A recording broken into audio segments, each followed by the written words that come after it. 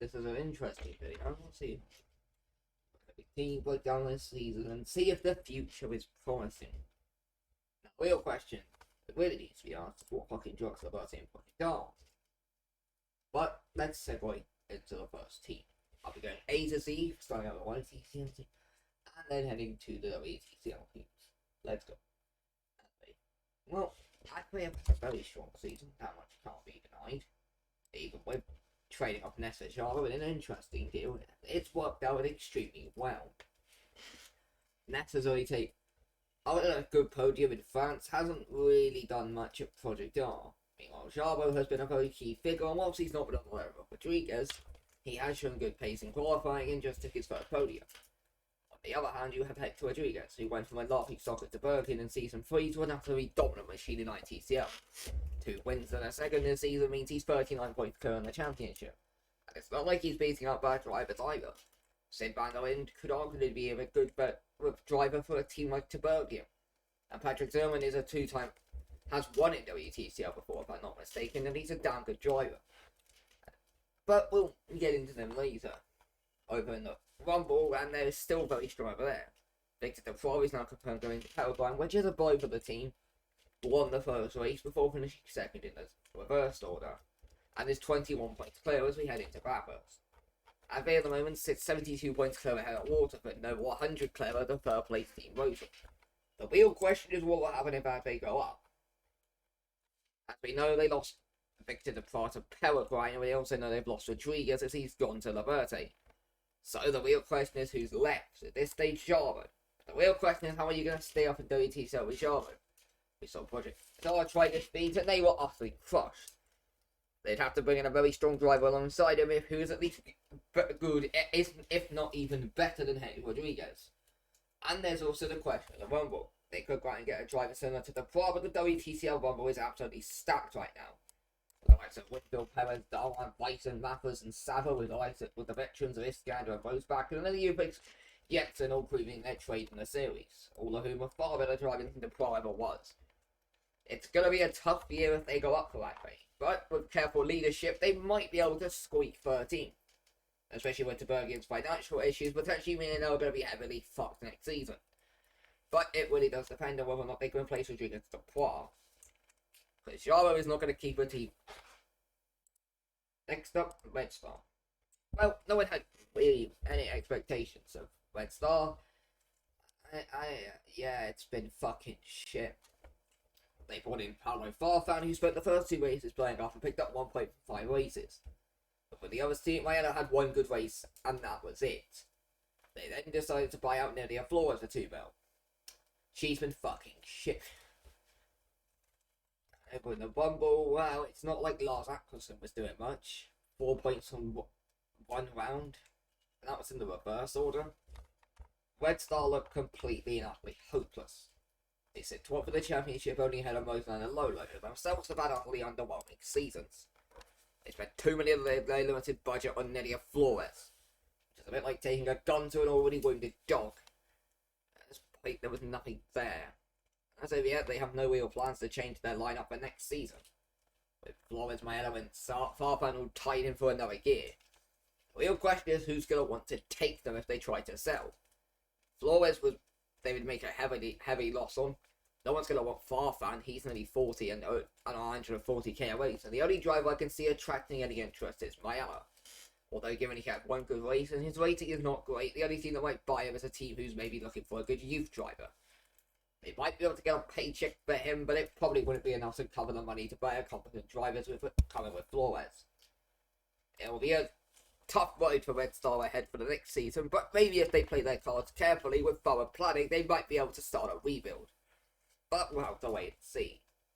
Mayana has potential to develop into a solid ITCL driver, but nothing more. Flores has turned out to be one of the worst deals ever, and Farfan is nothing special. But yeah, Red Star in a lot of trouble, and it's not going to be changing anytime soon. Particularly as well with the money spent on Flores, they only have 600k in the bank. Unlike Liberté, who have up 7 different loans going, they can't cover that money off in an instant. They might get some money at the end of the season, but trust me, 2.5 million to add up to 3 million. 3 million is not a lot. A few upgrades and you're back in the same position. Buy another driver and you're basically broke. Red Star need a big plan to get out of this mess. When I joined in, there was a bit of concern. Namely on what the fuck was going on. They just stole the Project R lineup. This looked like a decent move on paper, bringing in 2 proven ITCL drivers, until you have a look at the wage structure. Well, Gordick is a decent driver, but 160k a race for him is absolutely overpaid. And 180k a race for Trey Sermon, as well as giving Darren Bavuma 40k a race. At least they saved some money with making James Smith the Rumble, but that would come at a cost.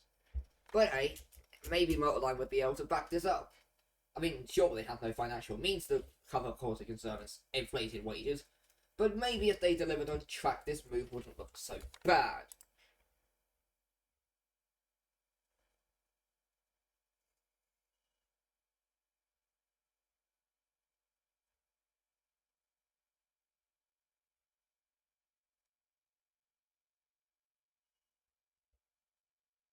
No, they haven't done it at all. Sermon has taken just 6 points and Cortic has taken only 8. James Smith hasn't even scored a point in the Rumble, the same amount as Woody and Miller, the only other drivers who have not taken a point. The good news for them is at least Sermon's hugely inflated contract is up at the end of the year. But as of yet, it's unconfirmed who's actually going to be replacing him. They might promote Bavuma, which in my opinion would be the very smart and sensible decision. But given Motorline's inability to handle drivers, I don't think this is what they'll do. However, if they do push Bavuma into that scene, I think it would be the right move. Bavuma is currently sitting second in JTCL behind the utter winning machine Mikkel Jensen, and he's beating out the Baltic Nightmare Andres Savonier, so himself is an excellent driver. Plus, he'd be 140k race cheaper than Sermon, and since the team is going nowhere, you could just focus on his development for a bit. However, given Motorline's inability, as I just mentioned, their inability to handle drivers in the past, I don't think this is the move that they will take. They'll probably do some panic trade. They'll probably do a panic maneuver and bring in some absolute Drossic, Vanny Aqua, Federal, Astrid, Skegastan into that slate. Or if they really want to roll back the years, maybe get Greta Clavin into that seat. It won't be a pretty move whatever they do next. But who would be the only smart option and anything else is suicide? And either young driver to try and develop to fix out this team because it's not going anywhere. Like, stop Flatland. Coming into the season, nobody really had any expectations for Flatland. Season 3 was a fine enough season, nothing notable about it, but they weren't completely horrible. Although Season 3 was a bit of a farce in its own right. Last season was a fucking nightmare for Flatland. The only team they beat out in the series was Velociter, who basically didn't even function as a team that season. Amundsen came in on loan, but he didn't really deliver the goods. Miller was their best. Gunter Ohm did pick up a solid result at the end of the season of Bahrain, but other than that, the rest of the season was pretty nothing for him. And it wasn't even like they had anything going for them in the endurance. With a Christensen blow up at Bathurst and barely did anything against Kyle Army. And they get 13th title points with Yoshihoko Kamino, who didn't even finish a race. So that begs the question, what did they do this season? The answer is they changed nothing and it somehow worked. I mean, seriously, how the fuck did they get this good? This is what happens when you put faith in youth drivers. They will keep improving and something might actually work. They didn't change anything and everything has gotten better. This is what happens when you have patience with your drivers. Because Harrison and Owen were both young. And you have to give youth drivers time. Drivers develop at different rates and the team was going nowhere. Harrison and Owen were both 19. Ohm at least has been tied down for 3 years, although Harrison has gone to Project R and is being loaned out allegedly, but that is a damning blow for sure. The good news is Flatland are in safe hands, and they should be able to secure a solid replacement to line up alongside Ohm. Although the cost of this will be interesting, especially given Harrison has been the better driver than Ohm this season. Yes, I know Ohm's took the only win of the season, but it's been Harrison who's been the more consistently outstanding driver. While over in the Rumble, Weaver Christensen has still floundered to deceive. Perhaps a replacement for him is needed with his contract up at the end of the season. We'll have to wait and see what they do.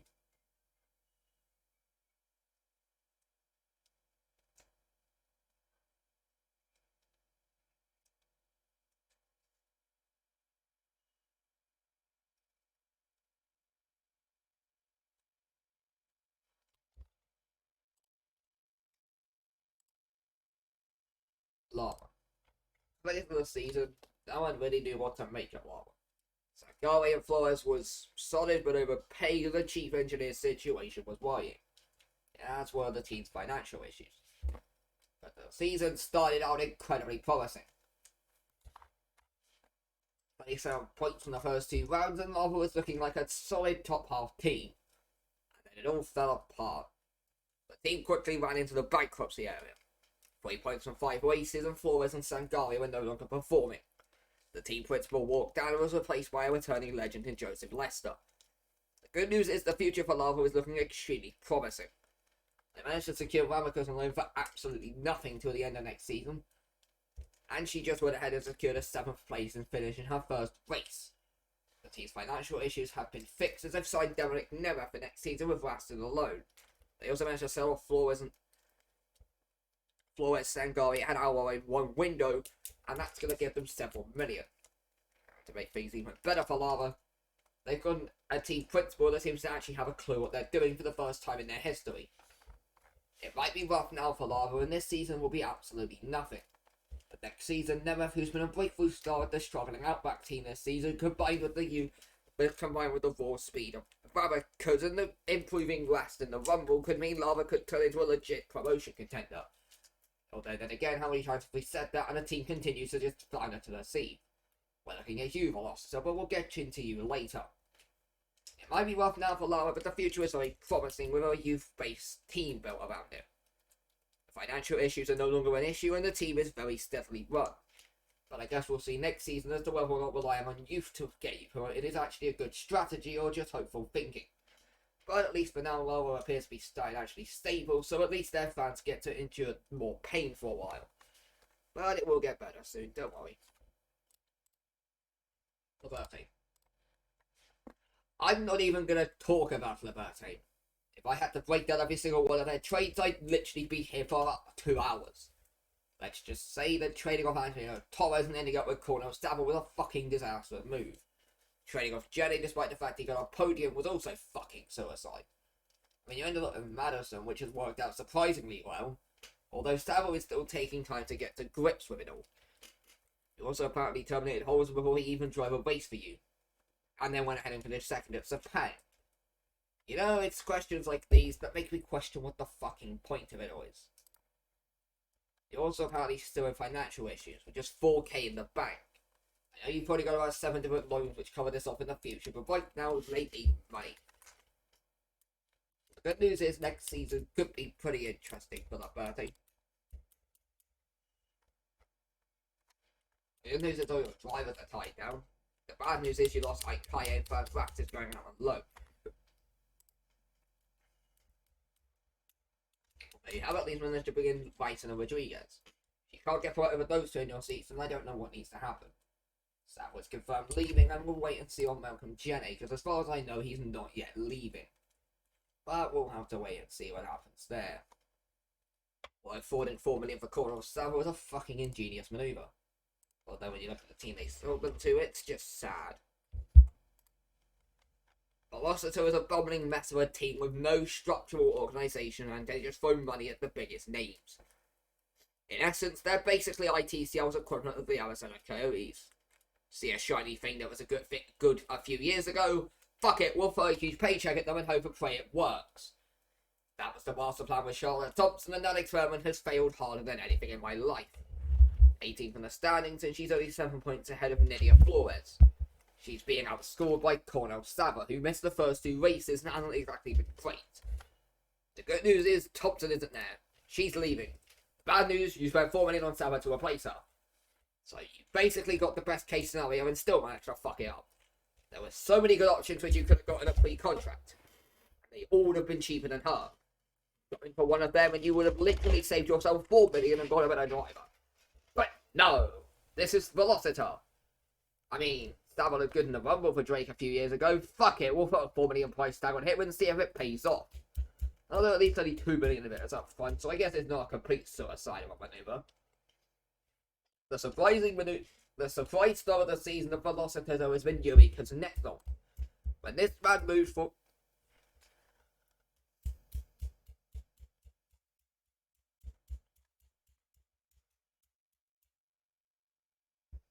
there, I don't think anyone had any real expectations.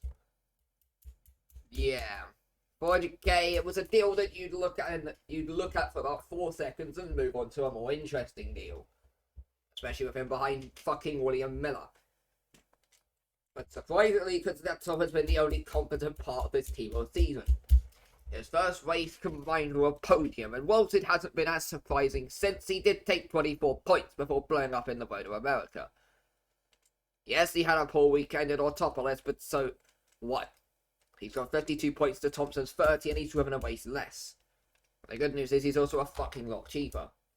As for the Rumble, well, William Miller has always been proven to be a fraud, so this wasn't really any surprise. You could say you blame it on the car, but they're driving a Bentley, which, as we've seen from Flatland, is clearly capable of being in a promotion fight if the team is good enough. Whether it's down to the issue with Velocity is the management. They threw a big paycheck at Thompson, which was a huge risk, and if it backfired, it had the potential to break the team. The issue is they surrounded her with nothing but mediocreness. Yes, Kuznetsov has done well, but he should not have done this well. He'll fall off a cliff at some point that might be starting now. Once he begins to dry up again, the team will score you nothing. William Miller is fine, but he's not going to score you any points in the Rumble nowadays, and he needs to be gone. It's just a mess. Outback, what do you even do? Outback they've tried for so long, but no matter what happens, they can't get it done. Combined Dominic Nemeth is having a breakthrough season with an ITCL champion, and you'd think that the team is in the promotion hunt. Except they're 10th in the standings, only 3 points in on a team which nearly went bankrupt 3 minutes ago. Carlos Ramirez is basically done as a driver. He was a flash-in-the-pan driver who had one good season when the regulations were different, and now he's being exposed up against stronger talent. You could say that he'd been out in the middle of the night, but I would also argue that he was in a lucky-ass position. He's taken just 1 point this season, and he's blown up in 3 of the other 5 races, not due to his own fault, to be fair. Meanwhile, his teammate Dominic Nemeth sits 14th in the championship on 36 points. Yes, Ramirez is being outscored by fucking Pratap Minas. This is embarrassing for an ITCL champion. The good news is you've brought in Liam Henry the next season. I'll admit, not a particularly inspiring choice, but I can definitely see why you've done it. Outback need a rebuild, so let's throw a decent low-risk manoeuvre at a young driver who, if he develops, has the potential to win us, to get us up the ITCL grid. If it doesn't work, well, then who cares? We're Outback, we have nothing to lose. Ramirez and Nemeth unfortunately has left to Lava, as we mentioned, unfortunately, which is a damning blow for sure. As of yet, that's the only driver confirmed of Outback according to the hub as of the 5th of July 2022. It'd be interesting to see how they surround Liam Henry. But I guess there are some good options on the market, and the Bertin Project always have a driver locked away in the cupboard that they could loan in. Mallard are one of those teams that no one ever talks about because there's nothing to talk about with Mallard. They've been the same in Season 4 as they were in Season 5. Glimpses of a promotion team surrounded by races of mediocrity. We saw this in Season 4 and we're seeing it again in Season 5. Mallard take a podium at Guangdong. They surround that with no points in the other 3 races from Australia to Great Britain. Mallard then scored 21 points in Monza and then go on a steady decline before not scoring in 4 races later. Fast forward to this season, 2 podiums in the first 3 races, and then no points in 2 of the next 3 weekends. This is Mallard 1-1. They'll have glimpses of promotion and then it will all fall apart. This season has really been a frustrating mess though. Nixon started out the season leading the championship after 2 rounds and then didn't score a point in 3 weekends before badly returning. Archie Kennedy was, however, been the big issue with Mallard this season. Kennedy was a proven WTCL driver, and I was legitimate, me and everyone on the grid thought that Archie Kennedy was going to be an absolute rocket. 205k a race, and he's tied into next season, and he's put up 10 points this season. You know his season has been bad, he's made Charlotte Thompson look like an ITCL worthy champion. Yes, it's been fucking terrible for Kennedy.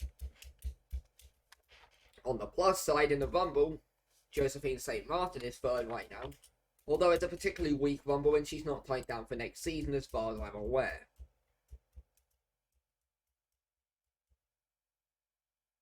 I suppose on the plus side to that, Ballon, there is potential in the team. The issue is exactly the same as last season. The Rumble is solid, Nixon is solid, but they can't get the second driver to fill it up with him. And the issue is when Nixon then goes 3 races without a point, the team begins to slowly crumble as Kennedy can't deliver on what was expected. Oh well. Ballard will get their promotion hunt 1 year. That year is not right now. They just need to replace Kennedy and maybe we'll fix up St. Brian with an equally good but cheaper and younger driver. I'm just going to repeat my point with Project R as I did with the birthday. We're not going to break down their trades. I mean, yeah, I knew it was a bad maneuver, but at least he's gone to Outback. This was a deal which hasn't really paid off. And Taniguchi in the Rumble has not exactly been amazing. The good news is, next season things should get a little bit better for Project R. They secured Harrison, although he is going out on loan apparently. So there's that. We'll have to wait and see. They also secured Mikkel Jensen, and he's also staying on loan.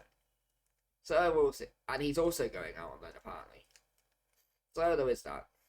But still, yeah, we'll see what happens with Project R.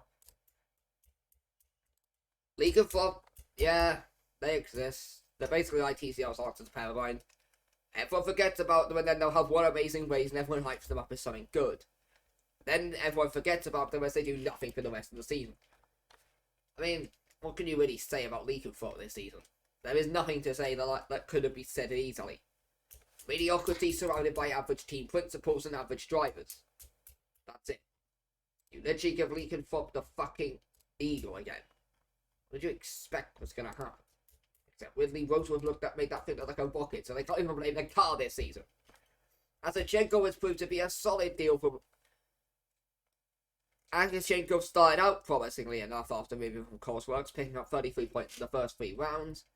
And now he's got 5 points in the last 3 races. Yeah. Holzer might have secured a podium in Malaysia, but he hasn't taken anything elsewhere. We'll have to see where he... And as we know, he's going to YYR next season. It's League of Flop needed to replace him in a big way. Did they do this? Well, according to the hub, they haven't. Although the hub might be out of date ever so slightly, so we'll have to wait and see. There's already anything that needs to be said. It's just mediocrity, so and by false expectations of a promotion push. Trevor was also in the foot. Is now apparently been promoted to the full-time ahead of Holzer going into the second half of the season. If that doesn't say enough about how bad of a driver Holzer is, then know what does. It's not like Trevor has particularly proved impressive in the Rumble this year. Although at least you dropped Timo Hazard. In fact, I don't even know where the... Trevor was coming from. He's solid, but he's ancient as fuck, and this team is not going anywhere. They need to sue it. They need to bring in a marquee driver with no risk and hope and pray that something works.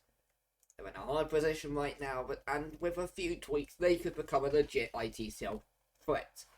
But right now, they're just mediocre and happy to settle for nothing more than mediocrity.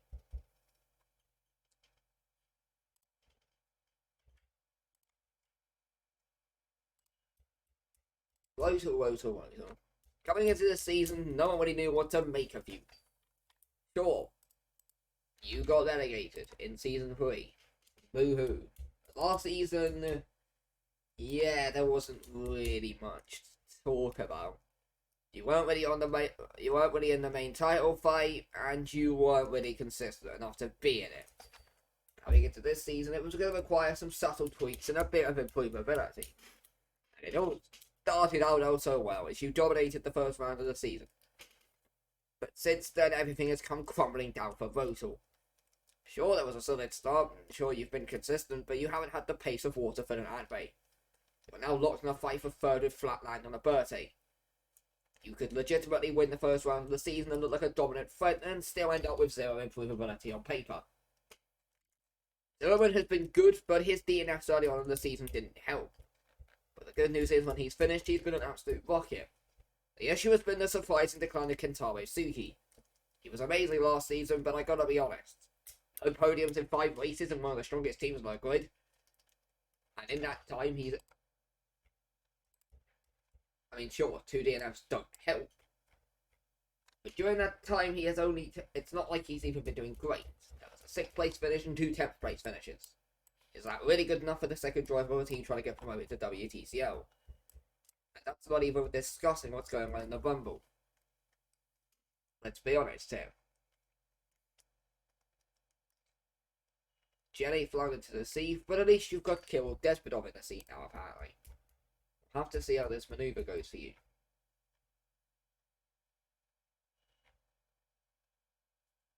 Despotov is solid, but will he be good enough to go you up? I'm entitled to not saying so. The good news is he's tied on, so that basically fixes your whole driver issue. However, there is of course the utter financial mess that was the Nicholas Alwar purchase. I'm not even sure who he's coming into a place. I think it's Kona who's going to Liberty. Apparently, that's going to be in your full-time seat. We'll just have to wait and see. Won't all look a mess, and with Alwar driving in the full-time next season, it's going to get a whole lot worse. Those who are now just going to slump into the new Project R role. A team who had their fun in WTCL, but now they're slumping into mid-table mediocrity.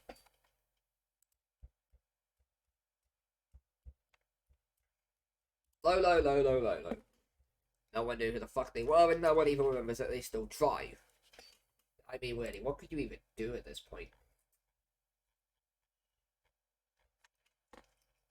But the weather is ancient as fuck. Minas was a loan which turned out okay. Sanogo was Sonona. There was nothing exciting about it. But the good news is for next season you are at least securing a semi-competent lineup, so at least you have something to look forward to. As Kona and Jenny was nothing particularly special, well, at least guarantee that London will become at the very least a very competent mid-table team. If they get going into their prime as Kona and Jenny, then we could be looking at a damn serious team. The real issue is, what are you going to do this season? The weather has picked up 1 point, Minas has flopped, and I mean, Sanogo has been the most competent part of the team, and everyone keeps saying he's whole shit. This season is a write-off for Lolo once they find their feet in ITCL. We're going to see next season if Jenny and Ascona pace off, but if not, then they are in serious trouble. Waterford, aka Baltic, came into this with a very strong chance of promotion. My god, they should have done it.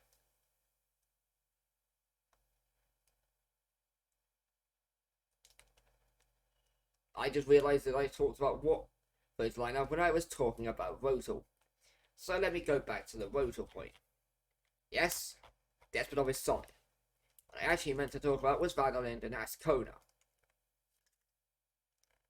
And Lind started out the season well, but he's now picked up no podiums with 5 races. Ascona hasn't picked up a podium all season. Right, now we're back to Waterford, and everything I said about Suki and Zerman applies there as well. There is nothing. At least the Rumble has the makings of something solid with Chavaria. They don't have the quality of Adway.